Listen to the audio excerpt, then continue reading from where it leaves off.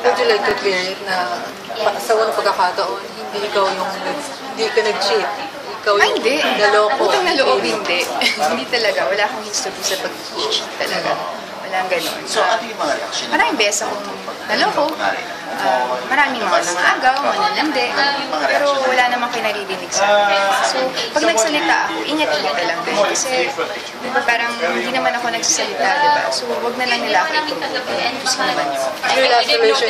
I did notice you're very careful nga na hindi ka mag-name kahit sino because you don't wanna ruin anyone's name. Yes. Iba-iba kasi yun eh. Pwede ka magsalita ng kung ano-ano. Pero pag nasira mo na kasi reputasyon ng tao, hirap na yun. Lalo na sa industriya ko, na lahat pangalan ng binibenta. Ako alam ko namin totoo. Yan naman ang Diyos. Saka naniniwala ko lalabas man ako ang totoo. Eventually. Hindi man ngayon. Sa future, di ba? Yung sa inyo na lang din, Luis, siguro nung pumasok kayo dun sa relationship, ano na lang yung inisip na this time around, ano yung mas gusto nyong i-improve sa pakikitungo sa isa't isa? Yung pag-uusap namin. Kasi masyado kami assuming dalawa. Yung isang sabihin mo, iba interpretation ko, iba interpretation niya. So doon kami nagka-clash lagi. Na hindi kami, kasi kami matanong eh. Saka ayaw na yung pag-usapan pag problema na yung mga ganun. Ayaw na yung mga issues. So ngayon, nirealize namin, kailangan din pala namin yun paminsan-minsan. So, ayun. Tapos, yung hindi kasi ako ganun ka-open sa relasyon ko before. So, natutunan ko na kailangan paramdam mo rin sa tao, mahal mo sila, na hindi mo tinatago, di ba? Hindi naman sa sinisekreto mo o ganyan. Natakot kasi ako noon na baka pag marami taong mangialam, baka masira. Pero ang ending, nasira dahil nga masyadong nakatago. Diba? So, ngayon, kung ano na lang yung nangyayari, diba? Malaki mo, ganyan. So, natutunan ko rin yun. Pero ilang taon bago ko na-realize. Angel, ano naman yung reaction mo ng mga fans kami, mga netizens din naman, yung pinagtatanggol ka sa iyo na hindi ikaw yung nang-atraso.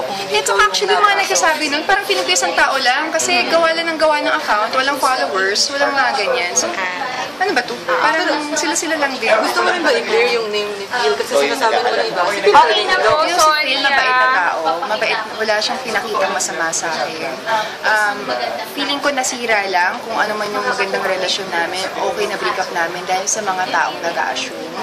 So, ako, hanggang ngayon nga, di ba, hindi ako nagbubura ng pictures niya sa Instagram. Kasi wala naman kami masamang tinapay sa isa't isa. Napakabuting tao ni Phil. Marami ako natutunan sa kanya. Kung ano yung kilig na binigay niya sa akin. Kasi wala, darkness talaga ako nung time na nagkakilala kami ni Phil. At alam naman niya yun, sinasabi ko naman sa kanya.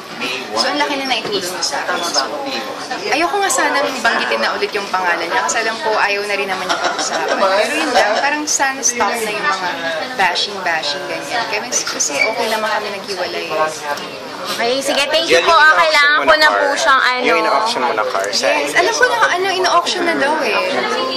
Wala akong masyadong alam na detalye kasi binigay ko yung sasakyan nung nung i-landed dito so sinurrender ko na yung loan.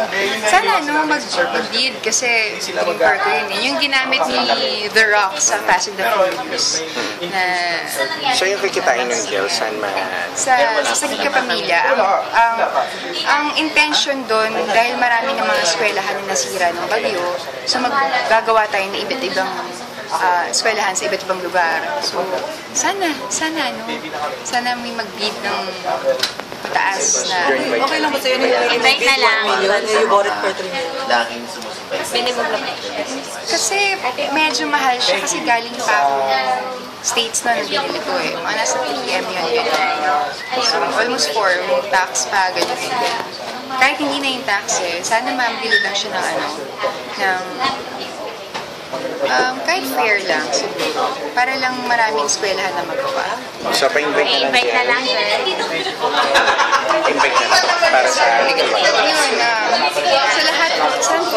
Yun, sa lahat ho ng dumuto ng Legal Wife, maraming salamat po sa inyong lahat. Nakakataba ng puso, bawat mga comments, feedback niyo po tungkol sa Legal Wife. Sana po, wag ko bibitiw kasi simula pa lang to ng magandang kwento. At mamaya, tutukan nyo kasi alam na ni Monica na ang best friend niya at asawa niya may nangyayari. So, abangan nyo ka nung mangyayari. Ito yung pinakamatinding episode ever. Thank you. Thank you.